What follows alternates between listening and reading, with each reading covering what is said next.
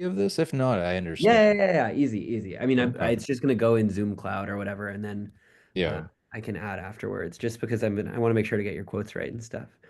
sure. Also, you're in LA? Yeah, yeah, just north, towards I'm in Camarillo. It's Are you guys almost okay? Ventura. I grew up in LA. Yeah. So. Oh, did you? Yeah, Nice. Yeah, yeah, yeah. We're fine with the fires, and now there's nice. been rain these last few days, so I'm doing okay. Not everyone, but Yeah, yeah, yeah. No, of yeah, course. Yeah, yeah, no. yeah. But But thank you. yeah, no, it seems crazy. I went to elementary school in the Palisades, so it's like really Oh, did right you there. really? My parents were totally fine, but Oh, gnarly. that's good. Yeah, Good. Yeah, that's wild. yeah, Where kind do of you live crazy. now? I'm in San Francisco, so Oh, okay. not Nice. not deeply, deeply far away. Um, Oh, that's right. You were saying up in San Fran. yeah, no, it's a good Cool. place. Okay. Yeah, I have like I did a bunch of reading over the weekend. I have a lot of questions about you specifically. Uh, so okay, your day job is you're like a designer or developer sort of? Not anymore. My day job is now officially this whole AI video stuff that I've been like deep in this last 11, Nice. 12 months now. Yeah, Yeah. it was a big risk on my part, but it seems to be working out, and it's just what I'm really obsessed with. So it's what I choose to do professionally. Yeah. Nice. Is that mostly through just like Instagram or whatever, or like do you do other things with it now? Mostly Instagram, yeah. Yeah. I get reached out on TikTok occasionally. I have a decent following there too, although that's likely to liable to change in the future, depending on the future of TikTok. But yes, Yeah. Instagram, TikTok are my two main outlets of And you're doing networking. like commissions or like ad stuff or Yeah, nice. I do commissions, collabs, sometimes paid collabs, sometimes depending on the energy, I'll just throw in a collab with somebody. Nice. Um, yeah, but yeah, my commissions mainly come through Instagram, things like that. When did you start doing this full time? When did I start? I would say like February or March of last year. Okay, wow, So yeah. yeah, almost exactly a year now. Wow. And I started out, well, I mean, we can get into more of the detail, but yeah, no, I don't know how deep you want me to go yet, or if we'll start to like Yeah, please, unpack please. exactly. You just start. Just start. Okay. Yeah. Sure. Well, I got involved mainly in the open source community of AI Yeah. back in the day, like Comfy UI, things like that. And that was really my bread and butter for many, Uh, many months. by the Yeah. way, Yeah. it's like a stupid separate call out. You see Sure. Comfy UI is hiring like a you right now. Hiring like someone like me? Yeah, yeah, yeah. I was like looking and I was like, oh my God, I should mention this to all these people I'm talking to. Oh, Uh, really? yeah, yeah, Like yeah. like an influencer type guy or just They're someone who hiring like sorry, this is so unrelated. I have an no, it's acquaintance who knows their team oh sick. and I can find it, but they're hiring like some like it's like a content let me see. Part-time in-house creative. But Oh, nice. Okay. sorry, They're up in separate. San Fran though, huh? Yeah, although I bet it's remote. Yeah. But yeah, Oh, that anyways, would be nice. Yeah. yeah. Good to Uh, know. but But okay, so you're saying you were involved in Comfy and open source AI stuff. yeah. Yeah. Got really involved with like the community, still kind Mhm. of am. I was doing more collabs back then than I am now, but When I'm you I'm yeah. when you say the community, like what community? Yeah, so I mean, I guess you could say either the Comfy UI community or just the AI community at large. Just there's kind of a tight knit, I mean, tight enough knit, like group of AI creators on Instagram who Yeah. share tips with each other. We're in group chats with each other and kind of have each other's back. And we do collaborations through Instagram, which obviously shows up on both of our pages. And it's just it's kind of like a what's the expression, all ships rise with the sea or however that goes. Yeah, We kind of have rising tide lifts all boats. there you go. We kind of have that attitude, or at least that's my impression. And I've made a lot of good friends. I've made more friends this last year than I've ever made, like uh, Wow. collectively in my life. It's just like been super supportive for the most part. Within the AI community, it's been super supportive. There's definitely some critics still out there who are trolls Mhm. and who, make, AI art isn't art types of comments from time to time. But those are few and far between. And largely, I get just so much love and support. It's so super cool to Yeah. like be a part of. And, yeah. Um, so like who are some, I'm also curious, like who are some of the people you consider peers or you like think very highly of, or like whose work you really like? I like it sounds like there's a large swath of them, but I'm curious if you have thoughts. Yeah, like within my community or Yeah, artists yeah, in yeah. general. Well, I guess both. Yeah, Yeah, yeah. sure. Well, I'll start with artists in general. I really like people like Alex Gray, Hmm. who's done a lot of the artwork for like Tool and Spangle, I think. But just a really psychedelic artist, really cool guy. I'm actually I, I would say friends with him. We're connected on Instagram. We've talked a bit, but Cool. I don't know if he considers me a friend, but we're connected, and he's always been a big inspiration. And as far as AI artists, I really like Void Stomper, which is Yep. his username. He's really good, really big. Jboog, whose name is Tyler. He's pretty well known in the open source community. If you're anywhere in the AI open source, you probably know who Tyler Burnaby is. I think he works for Civit AI still Oh yeah, yeah, yeah. as one of their guys. But super charismatic, cool dude, and he's super talented. Look up to him a lot. And I mean, I could name drop a bunch of people. Lola Visera is super cool. She's got a really gritty, like horror style to her work, and we exchange ideas a lot. And she's very inspirational. Yeah, I mean, there's so many I can't even think of them all. So Yeah, yeah, yeah, all good. yeah, yeah. When did you when did you generally start like doing AI work, I guess? Like it sounds like full Yeah. time is about a year, but like when did you start playing with all this stuff? For sure. I started, I guess, technically about 2 years ago, back when Yeah. Midjourney was really like coming into itself. Back around version 3 or version 4 of Midjourney, that's when I really got serious.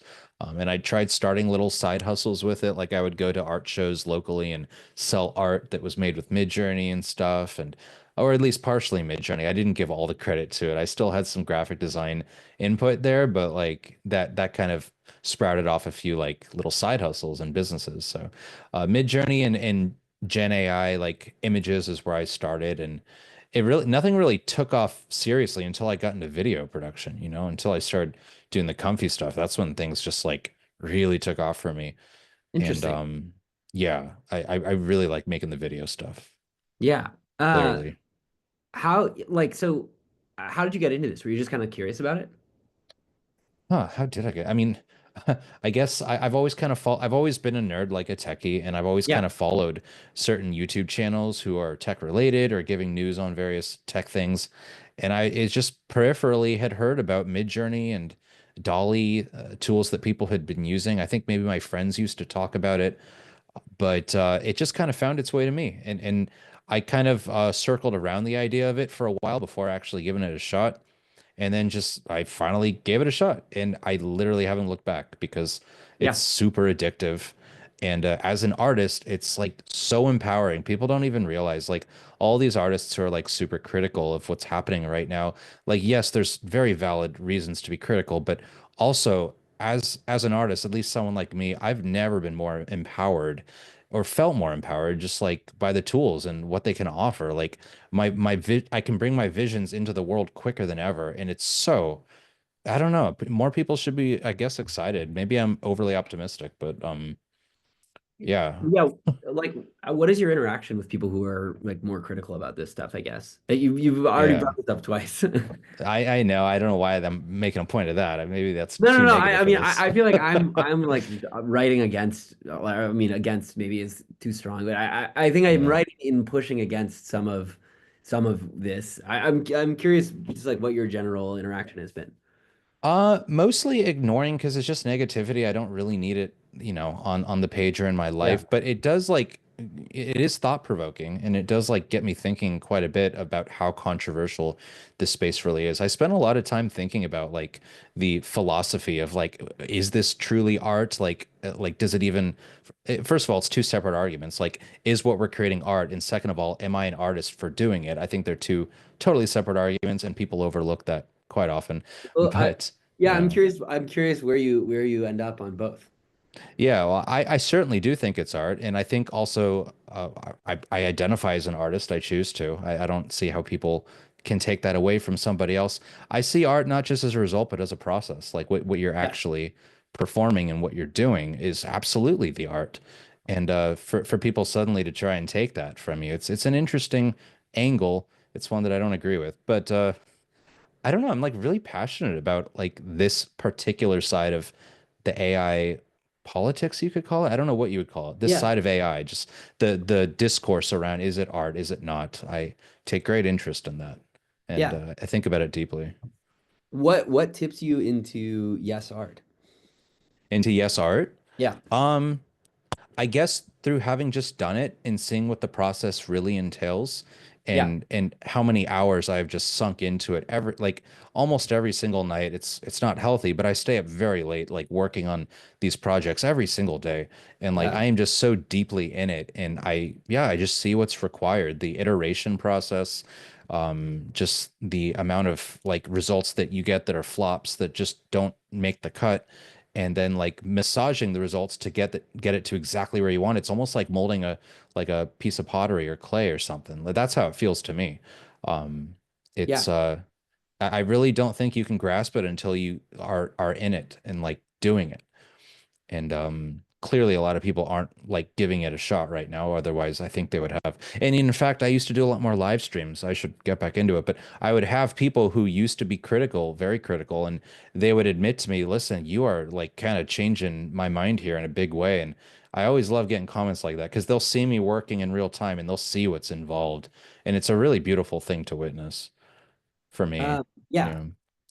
Can you talk more? That actually, I feel like that is probably like one of the things that's the most interesting to me is like the extent to which, or like the extent of how intensive the process is. And I think Hmm. like probably for a lot of people, especially people who have not played with these tools at all, that's sort of obscure or like like I think most people's image of or like imagination of what like AI art is like, oh, I go Hmm. into Midjourney, I like write a sentence and like I pick the first image, which obviously like I mean I don't know, but seeing the results of your stuff very clearly like not what you're doing. Right. Um Right. Right. yeah, like I guess like can you walk me through like sort of a typical workflow of like the sort of thing you'd put together? Oh, absolutely. Yeah.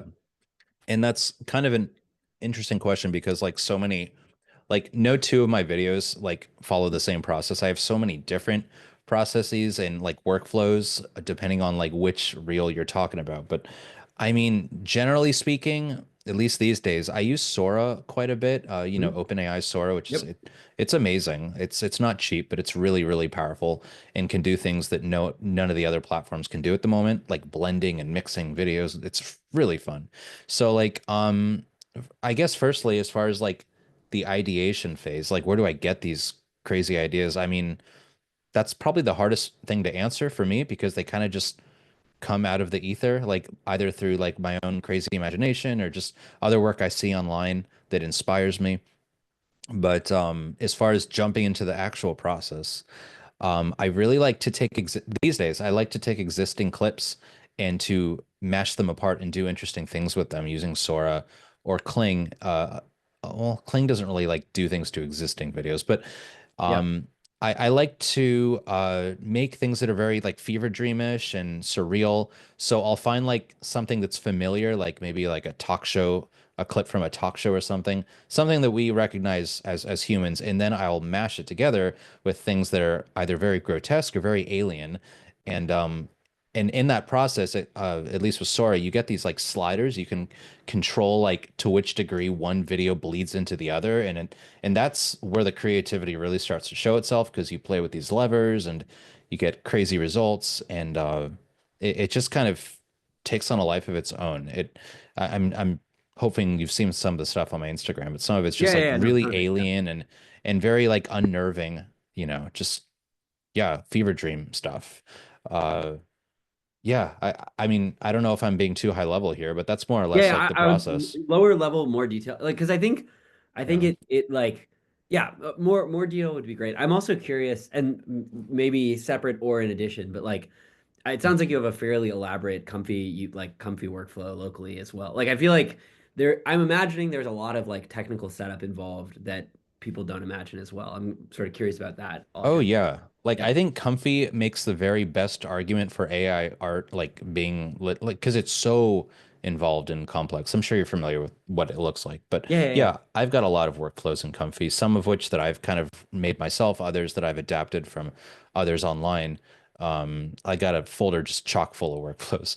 But do you want me to speak to like what some of that looks like? Like maybe an example of what one of Yeah, them yeah, yeah. does? Something that that looks Yeah. like would be great. So, Yeah. like, for example, one of them is a really cool one, which kind of takes four images as an input and lets Hmm. you morph between each of the images in like a 8 to 10 second sequence. You can make it whatever length you want, but yeah, it takes four images and it follows like a video mask, which kind of dictates what the animation will look like between each image.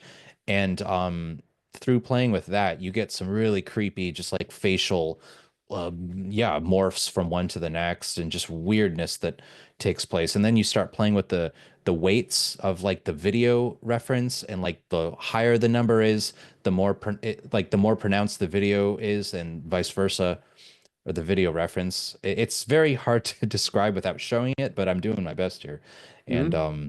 it kind of speaks to, again, just like the complexity and the creativity involved in coming up with some really unique results. How do you find or discover? I mean, some of it you said was online, but like, I mean, okay, like it seems to me like some of the creativity is in developing one of these workflows or figuring out exactly how you're going to configure it. Like, how do you Mhm. think, how do you imagine like a workflow, or how do you get to like, how do you get to one of these processes, basically? Good question.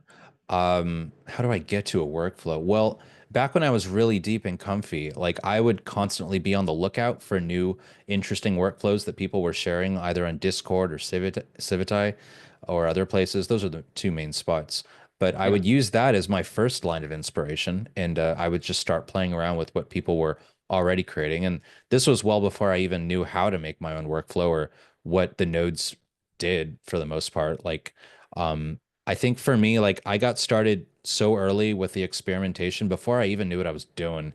I was just like trying to break things, like trying to see what I could break, just but yeah, like Civitai has like a gallery of like the hottest new videos that people are making, and oftentimes they will include the workflow that was used for it, and that was another entry point for me to start. Like I'd see something that's like, oh, that's super trippy, so I'd find that there was a workflow associated.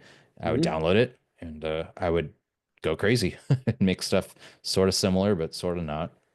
Yeah. When you say you were looking for things to break, like that's very interesting to me. Can you expand on that? Yeah, I really got interested in just I mean, let me see how I can define that. Really just like messing with the settings and seeing how far I can push Comfy UI. Just like how high can I crank this weight up, and what resolution can I push it to, and how many images as the input can I really play with before my graphics card just like coughs up along, and just like things like that. And I would also go crazy with upscaling. I became really obsessed with upscaling for a while, like seeing just how HD I could crank it up to be before it was finally ready. And so yeah, that's an area where I would crash comfy a lot by playing with that. I'll put it that way. But yeah, stuff like that. Cool. Yeah. Nice. What else? Do you write code ever? Most like how like or I guess I'm trying to think of the best thing here. Yeah, like what do these customizations look like? Or like how Yeah. how granular are you getting in terms of like the modifications you're doing? Sure. Not as granular as some other people I know. I think a Yeah. lot of Comfy is mainly based on Python, which I don't honestly get too involved in. I do have a background in programming. I was a web developer for like 15 years. I did Yeah. JavaScript, HTML, and stuff. But I never quite got into like the writing custom nodes for Comfy type of thing. I know a Hmm. lot of people that do it, but as for me, I guess Wait, Hmm? who do you know who does this and is like very into this?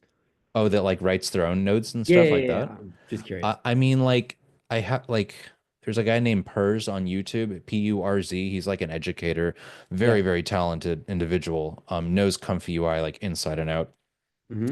And I think he also writes his own custom nodes. He does live streams and stuff like that.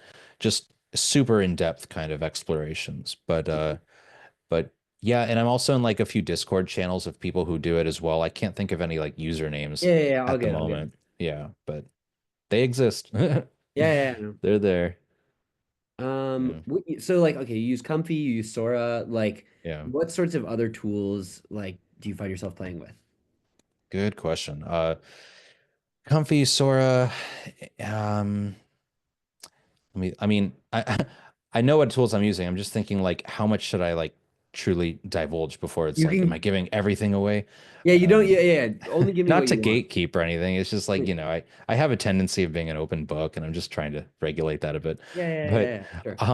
yeah, I mean like Sora Kling AI is a huge one for Hmm. me. Hilloo Minimax is also Yep. very commonly used for me.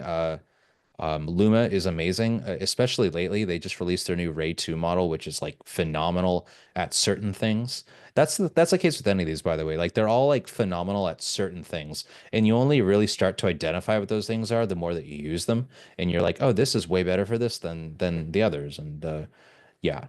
So So yeah, I guess that's also very, very interesting to me. Like yeah. how when you were I'm imagining when a new model comes out, you are basically trying to figure out what you can do with it. What does that process look like? Yeah, it's a fun one. It's part of it, it's the most addictive part of this whole thing, honestly, is like whenever a new tool comes out every few weeks, which it feels like is every couple of weeks, like a new model will come out. And like and I'm also very fortunate that I've been invited into a lot of these creator programs. So like I have the Hmm. freedom to just like dump credits into experimentation. But yeah, what does that process look like? It looks like me just like staying up all night, like breaking it apart and seeing like what it's good at and what it's not. And it's just like the same type of exploration. And then also seeing how that fits in with the other tools that I use, because oftentimes I'll make something with like Kling or Luma, and then I'll bring that over to Sora and start playing with it there because that's good at certain things. And I mix and match the tools. I think that's what people need to realize is that like you shouldn't get married to just one tool. That's really limiting as an artist, I think. So, Yeah, when you say can you describe some of like how you might mix and match several things together or like or in particular I think I'm curious like when you have an intent of something that you're trying to get out of some combination of tools and like you have an imagination of a thing and then you pick some configuration of models to get to it, I guess. yeah. Well, yeah, I have an example, and like that. By the way, that, like I already kind of mentioned it, but that knowing like which tool is going to. Well, I already mentioned that. Say whatever, yeah, I mean, Yeah, knowing that Sora is capable of certain things. So, like for example, lately I've been doing these weird videos of zoom, like the camera zooming into people's mouths and like mhm, going into this weird, like trippy, gross journey, like into whatever. It starts outside of the face and goes into the mouth. So, like to achieve that, because for somehow I figured out that Luma is the new Luma model is really good at like gross microbiology and stuff. So like and stuff like that. So I would make those videos on Luma, then I would take it to Sora. I would start with like a video of a face, just an external shot of a face, and I would mhm. transition that into the creepy mouth stuff. And Sora is pretty intelligent at knowing what kind of a transition you want. So that's when you'll start getting like the camera zooming into like the mouth. It starts outside and goes into the mouth, things like that. And now knowing that Sora has that intuition. It's not always perfect at predicting what you want, but like if you start with a face, for example, and then you do like a something that looks like it could be in the mouth, Sora is really good at connecting those two dots and making a cool transition. Um, yeah, yeah. Like when you're trying to figure out what a model can do, what are you doing generally? Or like, is there some sort of like process you're following? Is it mostly just gut? Like, what's guiding you when you're trying out a new model? What's guiding me when I'm trying out a new model? Damn, that's a pretty abstract question. That's a good Yeah. question. Like it Fair. kind of speaks to a broader question of like what drives me to even want to create like art or anything. Because like Sure. Yeah, yeah, yeah. I guess I just get like it's exciting. It's kind of like a drug for me. Like just seeing what the new models can do better than the others. There's like a feedback loop to it, like a dopamine release, and I love it. I love the sensation of seeing like, whoa, this new Luma model can do things way better than like I'm saying like a lot. When No, I no, get I excited, I get just kind of stumble in my speech. But yeah, yeah, yeah, it's uh great. yeah, Luma's like really good at faces, even more so than some of the others. I just and I get so hooked on some of the finer details, like how I don't know how Luma makes the facial muscles move better than Kling, like ever so slightly, but just little things that I notice with somebody with a really critical eye, like, whoa, that looks a lot more realistic in this sort of way. And that inspires me to experiment more in a certain direction. And it's just me following new clues to whatever result I'm trying to reach, like new hints along the way, like, well, this would look cool if I took it in this direction. And then um it's very hypnotic. It's almost like you get in this like trance-like state where you have to keep creating and like moving towards like you pass checkpoints is probably the best way I would compare it. This is a very hard thing for me to describe if I'm being honest with you. Like this Yeah, yeah, process, I haven't really described it, and it's a fun exercise because like yeah, yeah, it yeah. it's basically trying to distill the creative process as a whole, and that's a pretty abstract thing to do.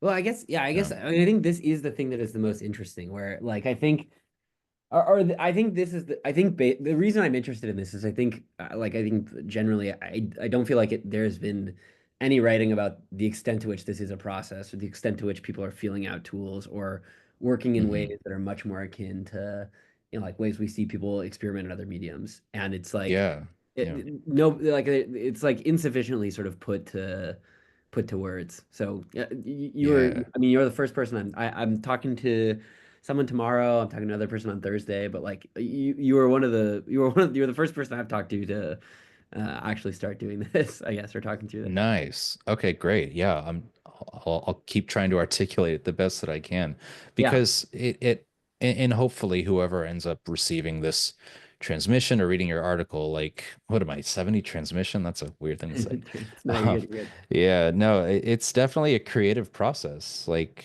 I don't know how clearly that can be demonstrated to the world. And I really just kind of take it upon myself. I bear that cross as far as like proving to the world around me that what I'm doing is art. And I think that kind of partially stems from the fact that I always have been an artist. At least there was never any question that I was an artist until AI came along. And suddenly I'm now fighting off haters who are like, you were never an artist. I'm like, well, I kind of was. But Well, then I just started using AI and I'm still the same Bennett, like, yeah. What yeah. kind of art were you doing before? Well, mainly digital. I was just really into Yeah. digital styles of art and also just a lot of doodling and like hand sketches and things like that. I liked drawing very abstract black and white sketches, things like that. Life drawing as well, but What were some yeah. of, what was some of the digital art stuff? I remember also you were talking about this Mhm. art fair, how some of it was sort of like digital graphic design, some of it was AI. Yeah. Like I'm curious about what your practice looked like before and like sort of how it changed, I guess, later. Yeah. I was really big on abstract, like vector-based artwork before using Illustrator and Photoshop. I'd make like very abstract eyeball, like tentacle types of creatures using very dramatic colors, but like solid. I don't know what you would compare it to. I'm not like that well versed on different styles, but just abstract vector art, stuff like that I got really into. So I would start by drawing it and then I'd scan it into like Illustrator and then just do the pen tool to make like vectors out of it and had a lot of fun doing stuff like that. Yeah. Nice. Yeah. Uh, how long were you doing that before you started working with AI? Oh, a few years. I mean, I've always been drawing and stuff, since as long as I can remember. But digital art, I've that specifically maybe for the last 6 or 7 years, but I've always been doing like something Yeah, artistic, Although that being said, I did spend many years in a career that was not nearly artistic enough for what I needed it to be. And I yeah, think that's why I've made such a dramatic effort to leave it all behind, like for good, and just fully pursue the arts. And as dangerous of a pursuit as that is, like I've never felt more fulfilled in my like career or my life. So it's like I yeah. really can't look back at this point. I don't want to look back wherever Nice. this goes, like I'm gonna see it through. I mean, I think it's quite quite interesting and good place to be, I feel like, right now. Yeah. Yeah, it's not going anywhere anytime soon unless like the grid goes down. Like AI is definitely having its heyday. Yeah. Yeah. Um, what else? How do you keep up with like developments in models, basically? Are you like you have a technical background? Like, are you reading papers? Are you mostly like trying things out. How deep do you get into like the weeds on this kind of stuff? Not too deep into the weeds as far as like the papers that release alongside the models or anything like that. I mainly just follow the right YouTube channels. I follow the right accounts on social media that talk Yeah. news, like AI news and things like that. So I'm constantly like on the pulse of what's new and what's coming out, but I don't really I don't fancy myself going into like the GitHubs of certain models and getting really like hairy with the details. I would like to do that more, but every time I do, I get a little, it's just not really my avenue, I guess. I Yeah. don't know. Like I start to feel like this is too much for me. It's too technical. I'll let the people who are good at that stick with that and I'll stay in my lane. Yeah, sure. Yeah. Yeah. What else? So how did you start? How did you build a follow? Did you have a following before the AI art stuff, or like how did you build a following around this? Or like what did you feel seemed to like resonate with people, I guess, generally? Yeah. I had some following. I had like when I really started, like in February or something, I had like maybe 1,600 followers, Yeah. which which was decent for where I was at in life compared to anyone I knew. Like it's a Yeah. decent, but the AI is what just supercharged everything. Until then, I was uploading videos of me like drawing and stuff, and it didn't really go anywhere. But it was fun. And then I started with Comfy UI and I I saw other people doing Comfy UI before I started on Instagram, and I think that's what really got me into it is seeing some of these bigger accounts with like 10,000, 20,000 followers. They were doing Comfy, they were making weird stuff, and there's something very distinct about Comfy animations that like doesn't look like anything else. So it caught my attention fast. And so I started reaching out to accounts. I'm like, how are you doing this? This is provocative. This is very interesting. And luckily, some of them actually responded and helped me and kind of guided me through the process. But one of them in particular, if I could name drop him, his name is Thomas. He goes by AI Manipulator on Instagram. Yeah. He like I wouldn't be here without like his help in the very beginning. Well, wherever, yeah, yeah. Just like as far as Comfy UI, trying to find my way around it, he was very helpful, and there were a few others as well. But yeah, I once I started uploading Comfy Reels, things started picking up quite quickly, actually, compared to what I'm used to. I didn't expect to get this big this quickly. It just Yeah. kind of happened. Great. Yeah.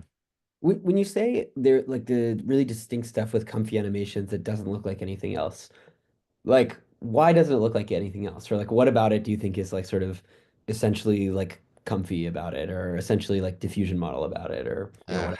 I don't know. It's an alien. It comes from Yeah. so it just looks so bizarre. I don't know. Like I don't know enough about the bedrock of AI to tell you Yeah, because yeah, yeah. like Totally to me reasonable. AI is like this weird mysterious mercurial thing. Like I don't know it on a very deep level, but I know that it makes some weird stuff, and I've gotten very good at directing it and molding it and driving it.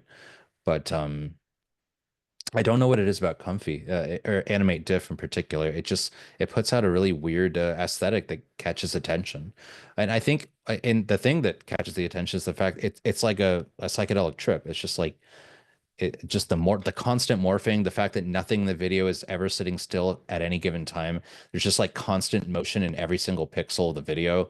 That is very captivating, I think. Nice. Yeah, Um, go back up to my questions. sure. Do you feel like the models like surprise you generally? Or like I don't know, like what is your experience here? Like do you feel like they surprise you in different ways or something? I'm kind of doing a similar thing, but yeah. Interesting. Surprising in what kind of a way? Like shocking, like I wasn't expecting it to look that like unnerving. Or to look in a certain way. I just sort of like surprising in the most general sense of the word, I guess. Hmm. Good question. These are some really unique questions. I dig it. Glad. Yeah, yeah.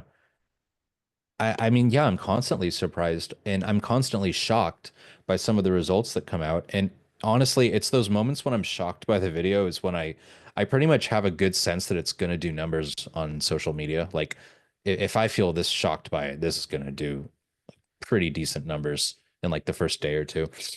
So yeah, it constantly surprises me. It doesn't always give me like what I expected. Um, but sometimes that's for the best. Sometimes it gives me something way left field of what I was expecting, but it's still awesome and it's shocking. So yeah, I'm constantly surprised by what it puts out. It really does feel like it has a mind of its own a lot of the time, which is why I describe it as like driving it or steering it. Like I'm not like fully in control of it. It doesn't feel like I am, but I'm learning how to communicate with it, if that makes sense. Like, Yeah. yeah, yeah. W when you say learning how to communicate with it, like, are you talking about like prompting techniques? Like, how are you? What have you developed? I feel like over time. I've developed an understanding of how each like the personality quirks of each different model, like especially between Kling and Luma and Sora, like I said earlier, they all do something slightly different. I've come to identify like what they do differently and what their strengths and their weaknesses are, and then how to prompt accordingly. So yeah, between all the different models, through very intense usage, I've really come to learn like which types of prompts get the most juice out of the squeeze for that model. And When you it's say a become type of, very useful. when Yeah. you talk about like a type of prompt, what do you mean? Um, type of prompt because not everything is text to video. Sometimes it could be image Yep. to Oh video. yeah. Oh, you Sometimes just mean modality. Yeah. I just mean modality. Yeah. Yeah. Yeah. Cool. Or just at a broader level, just how I interact with the model, which prompting is kind of the vernacular, I guess. But um, yeah.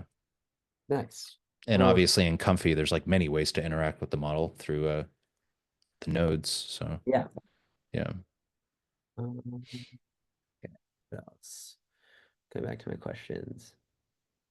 You were doing some like alternate accounts before, like I found Critters on Demand, like some other stuff like Oh, that. you Like, found that's funny. yeah, yeah, Yeah. yeah. Like, what were some of the ideas behind this? Like, you stopped doing this sort of like separate account thing, it seems like. Yeah, occasionally, because well, mainly because my girlfriend loves it. I'll put out a Critters video every like X amount of months just to keep the algorithm a little active. But yeah, like I did like a Critters page. I did like an alien base. I really liked doing like short form like alien exposés, just like Mhm. interviews, clips from interviews, and yeah, those were a lot of fun for me. But honestly, like when my art page or my main page rather started really taking off, I at some point I just came to the decision that this needs to take up all of my time because this is clearly doing way better than anything else. So those were really just experiments as I was navigating how to succeed on social media, you know. I really think there's like a rite of passage anybody has to go through before they can like make it on social media. Like you have to crack a bunch of eggs. Like in my opinion, that was my experience. You're not gonna, unless you're super lucky, you're not gonna like become viral overnight with one idea. So I was in a mode in my life where I was just trying different things. I had even other pages that you probably haven't seen. Like I had like a motivational page of like motivational quotes and stuff. I was trying all kinds of things that were interesting to me, but eventually I just stuck with the art. Oh, interesting. Yeah. Okay, wait, what else? I'm going back to my notes. Uh, you were doing work for corporate clients for a little while, or I saw that on your site. Were you using Yeah. AI with them? How did they respond to that, if so? Was I using AI, you said? Yeah, I think towards the end of my last gig, I'm trying to think to what degree I used AI. Um, we were definitely using it in like a copywriting capacity because I was helping with their website and we were revising language and stuff like that. So we'd use Chat GPT and stuff to get certain things done. yeah, Nothing though really in the realm of creativity and image generation or anything that's like fun for me. yeah, But I did have the chance to, and it was like Chat GPT 3.0 or something back then, and so yeah. chat was really just starting to pick up. But aside from that, no, nothing really AI focused. Okay. If they had, it'd probably be a lot more fun. Just like, because that's my bread and butter now. Everything I do is like AI based, and I just, you know, Yeah. you know, How has your process with using these models evolved as you've like spent more time with them, I guess, generally? it has evolved. Well, like I mentioned earlier, how last year I was mainly a comfy UI kind of guy, and then these last few months I still use it, but I've really transitioned more into like the paid for services, like Yeah. Sora and Kling and all these others, which is, it's a decision, it's a choice that I've consciously made. Like I still like to have one foot in the open source community. Like I have deep affection for it, and I still like revisit occasionally, but as far as the videos that do the real numbers, like I'll be honest, that's what I'm chasing right now. I want to keep growing my account really Yeah. big. And the videos that are performing the best are made with frickin' Sora and Kling and all these others. Like I'm just kind of I don't want to say that I'm a trend follower, but I do like getting a lot of views on videos, Yeah. and the time when comfy UI videos were performing well has kind of come and gone for me. Like back in like late summer of last year is when the comfy videos really started winding down a bit. Like they really had a moment there where I was getting millions of views on animate diff stuff, but Yeah. then I just had to kind of move on to whatever the next thing was. And I'm glad that I did, because like the quality of my stuff has like continued to grow. And yeah, I'm just, and I'll whatever the next platform is, I'll get good at that too. It just So do you feel like a lot of your practice is like sort of maybe not dictated by, but guided by like what is developed in the models or like what new is produced technically, I guess? yeah. Or Yeah, maybe more broadly, like how do you feel like your practice is influenced or like guided by things that are happening technically? to a pretty non-trivial degree. I respond to the market pretty readily when new models are released. Like I incorporate it into my workflow almost immediately. I'm a very early adopter for a lot of these models as they're released. And it's not even just because like I need it for my business. It's because I'm genuinely passionate about trying the next new thing. Like for me, Yeah. I'm like a kid in a candy store. When a new model comes out, like I'm so excited to just play with it, you know? So Yeah. it's very much dictated by that release schedule. Do you think like people who are viewing your work are sort of implicitly aware of things that are changing technically, like for why stuff like comfy videos fall out? Or do you think it's more about staying abreast of technical things or more about just like general novelty? Or do you have some sense of why that happened or like an instinct? Sense of why, maybe you could rephrase a bit. So Sense of like why, like you were saying, like comfy anime diff videos had like a big moment, yeah. and now more of the videos are using different tools. Like, what do you sense is like behind that process, or like the sense, Hmm. like the sense that like certain techniques sort of like obsolesce for what people are viewing. Good question. My answer would be that as these tools get closer and closer to approaching like perfect realism, they're doing they're each doing unique new things, especially for abstract work like I do. Like when you do abstract, art, like the closer it gets to realism, the more fun you can really have with it, like and just totally go to town. I feel like there was another part of that I wanted to answer, but Do you see? Okay, that's also interesting to me because I feel like yeah. at least looking at a lot of your work, it doesn't seem like realism is necessarily the goal. It's not the goal, but the fact that these models are becoming more visually realistic gives me more freedom to really go nuts with my imagination. It's kind of like how graphics in video games just keep getting better. And so that allows for more like unique and psychedelic possibilities because of the fact that the textures are more real, but it doesn't Yeah. have to be more real. It's just like the recognizable features like textures and whatnot are getting more vivid. And that's really fun as an abstract artist. I guess okay, so I'm curious. Do you like because I feel like real, I generally think of real as like corresponding to reality. Like, do you mean real in terms Hmm. of like quality or I don't know what I'm looking for. Mm, Like interesting. and I don't Yeah. I don't want to put words into your mouth. I'm like hmm, I guess I'm trying to think. Like when models get better, do you think it is strictly when they are more realistic? I guess would be maybe a question here. Ah, hmm.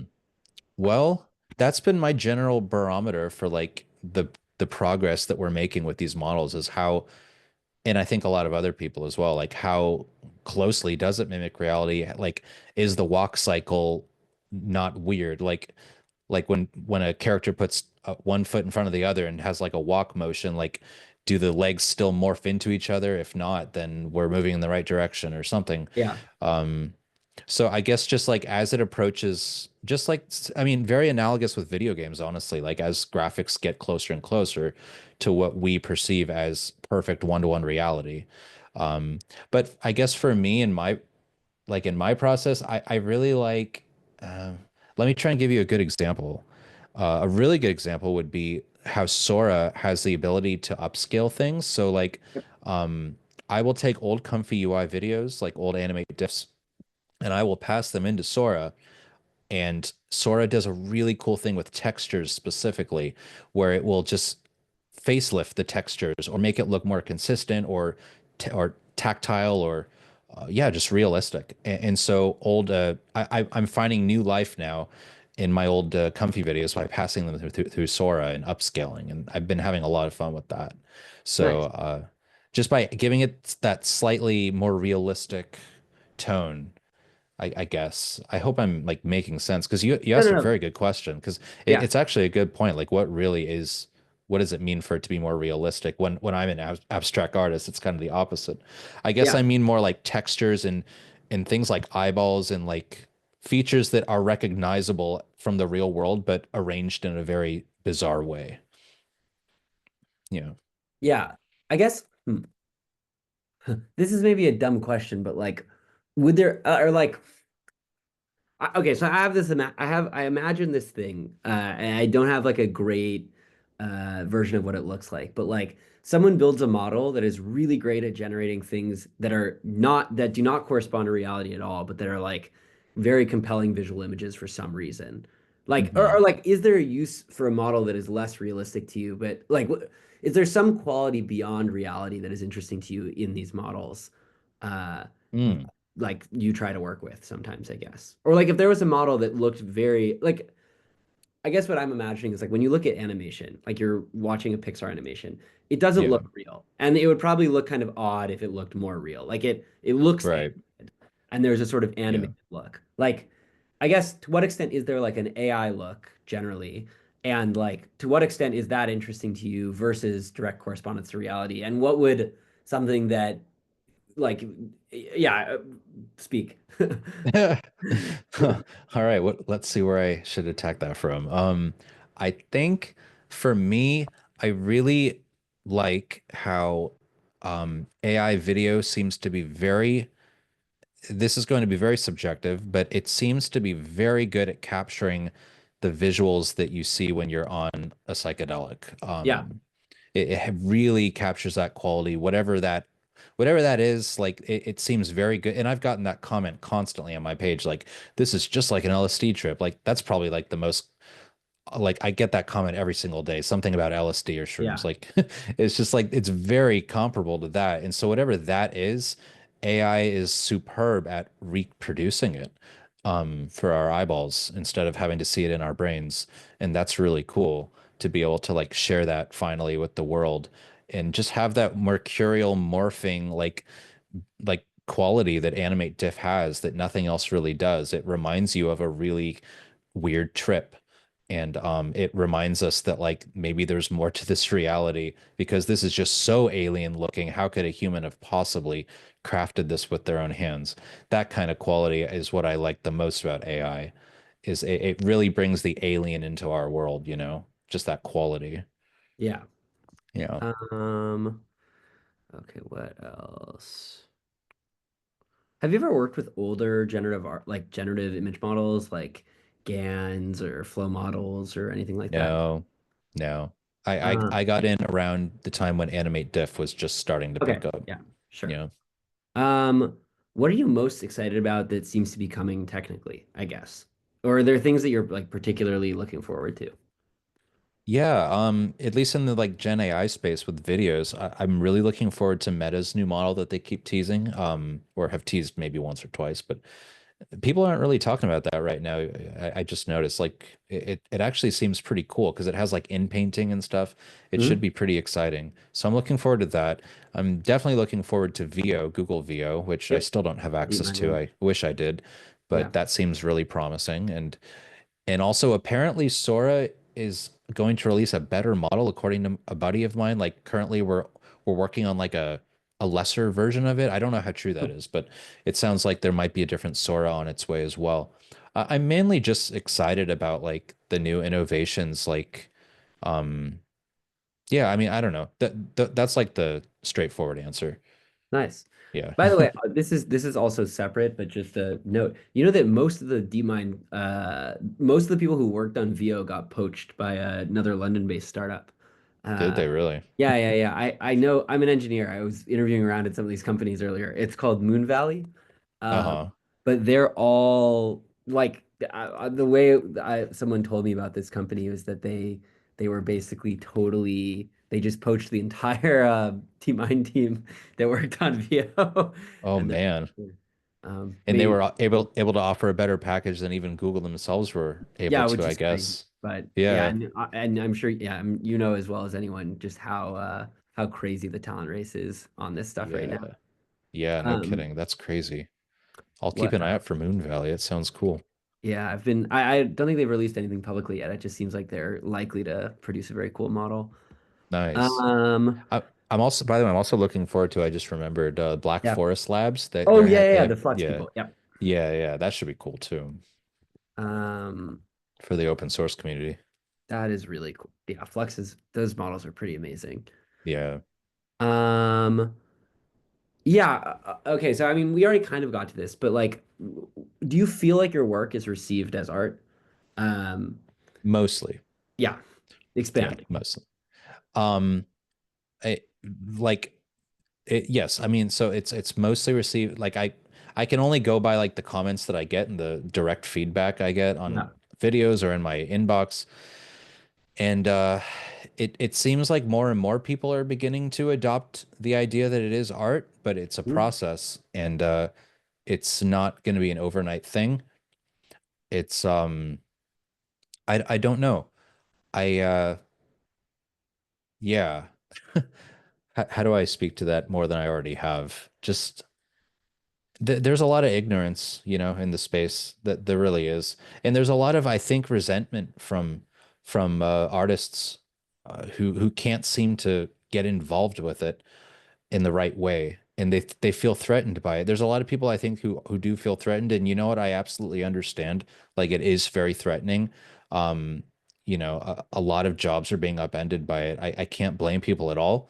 So there's definitely reason, I guess, to feel that way, but just like the kind of the animosity that's born out of that towards people who are trying to do something with AI, it's a bit much, you know, and I try and be compassionate towards those who like don't fully get it, but it's a process of educating people and just showing that there is not all AI art is necessarily art, but I think it can be, and I think that's probably the most pragmatic viewpoint to have. Like I don't think it's black and white. I think it's yeah. somewhere in the middle, like most things in life. So, of course, the follow-up question to that is like, at what point is it art and when is it not? Or where Yeah. do you feel what do you feel at least pushes something more towards being art than not? It's so subjective, isn't it? Because Sure. like Yeah. I guess maybe my measure of that would be like how much trial and error did you go through to arrive at the result, and how much like time and labor did you put into that result, which is like a very subjective like process, and only the individual knows what went into the work, and it's like uh it's a very subjective measure. Yeah, for me personally, it's I don't know. I guess especially if as I've gotten in this space, my definition of art has expanded like like crazy. Yeah. I I don't necessarily think a banana taped to a wall is art yet, but Yeah. my idea of what constitutes art is a lot broader now than it used to be. I'll say that much. Sure. Yeah. Do you feel like when you're starting to make a work that you have some imagination of what it should look like going in? Like, would you say you imagine the work before you start, like actually prompting or working with the models? And I'm curious, Yeah. like, the extent to which you have vision or some idea of what you want before you start working. Uh, Most of the time, not all of the time. Sometimes, well, sometimes I will. Hmm. Actually, let me think more carefully about that answer. Yeah, Uh, I I'm gonna plug in my think, laptop. Yep. yeah, it's hard to say like what percentage I do versus don't. Like I kind of just kind of jump into my Sora environment and start like breaking things apart. Mhm. I would say that yeah, I think I'm overthinking it. Um, Most of the time I go in with an idea of what I'm going to be creating. Okay. But a lot of the time, what as I during that process, like it will produce something that I wasn't expecting. And I think that's part of the beauty of AI is a lot of the time it spits out stuff you weren't expecting. It's really cool. Yeah. And Uh, and yeah. what else do I have on here? Um, do you feel like you try to make your works look more AI, or do you feel like you were trying to make works that look like AI? No, that's definitely not. Uh, no, I'm really just making work that looks like what I want it to look like, my particular vision. Yeah, Like I'm not trying to make work that people like recognize as AI. And in fact, I really like enjoy the process of trying to make something that isn't recognizably AI because a lot of the time people will leave a comment, was this made with AI? I can't tell. And that like really delights me when I see comments like that because yeah. it means that I'm doing something interesting. Uh, Very interesting. Why is that exciting to you in particular? Because it demonstrates to me that I'm like pushing it a little further than other people seem to be because a lot of AI videos and a lot of AI art does seem to have a pretty distinctive quality to a lot of people's eyes, to where you can usually tell that it's AI, at least for now. Yeah, And whenever I'm able to like push past that perception, I feel like I'm in new territory and I'm doing something interesting. Um, and I just like pe keeping people in suspense with like how I made something too. sure. Um, so yeah. Do you feel like there's something unique about working with these tools as a medium versus like other ways of making art? Absolutely. Yeah. No, it's unlike anything else out there. In what ways? Well, because it feels like you're kind of working with a digital assistant much of the time, and you're kind of delegating tasks and requests to that assistant. Mhm. But through the process of prompting. But in that process, like there is, it's a very creative one, but uh, that I guess that's one thing. It does feel like it's not like you're not making it by yourself, if that makes sense. Like there Yeah, does feel like there's a personality to these things, and you're kind of working together to spit out something interesting. So that's one thing. And yeah, it's just a fundamentally different experience. It's not like being in Photoshop or using a paintbrush. Like you're, I mean, the closest comparison, I guess, could be like writing a book or writing a poem because you're authoring prompts. But but as I demonstrated earlier, like it's more than just writing prompts. It's like playing with sliders and weights and things of that nature. It's just very unique. There's really nothing like it. That's the best that sure. I can say. That's great. Do you Yeah. think that there's like an essential quality to things that are made with diffusion models? Like, people talk about things that are like maximally photographic, right? Oh, I did not need the balloons. Like, it's like the works that have like motion blur or stuff like that, where it's very clear that it's a photograph or something. Do you think there's some essential quality to like the result of AI images or like like Yeah. an AI aesthetic of something of that sort? Hmm. You mean one that will always remain no matter how much we advance the No, medium? no, no, not necessarily. Maybe either to a model or to interpret it however you want. Is there any version of it, model specific, like time period specific, based on like the state of the technology, like all of these things I'm curious about. You mean so like is there a signature to like, aha, this was definitely made with like comfy UI, for example, or something like that? That is, I'm curious about that. Yes, answer that, but yeah, then I have a follow-up. Sure. I would say yes to my eyes. I think it kind of takes a trained eye to know like what was used to make what. I've gotten pretty adept at identifying if something was made in Comfy or made with Kling. And even to the point where I can kind of delineate between like a text to video result or like an image to video, Mm. like especially with Kling. The text to video on Kling has a very distinctive quality for me that I'm able to kind of perceive, but it's hard to put into words.